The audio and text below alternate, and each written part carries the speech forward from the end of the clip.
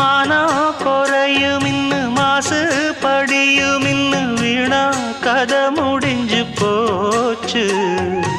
ஈசான மூலையில லேசான பள்ளி சத்தம் மாமன் பேர சொல்லி பேசுது.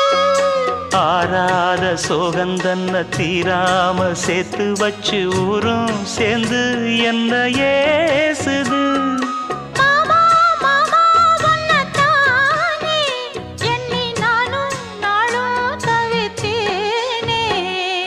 கூண்டுக்குள்ள என்ன வச்சு கூடி நின்ன ஊற விட்டு கூண்டுக்குள்ள போனதென்ன கோலக்கிளியே.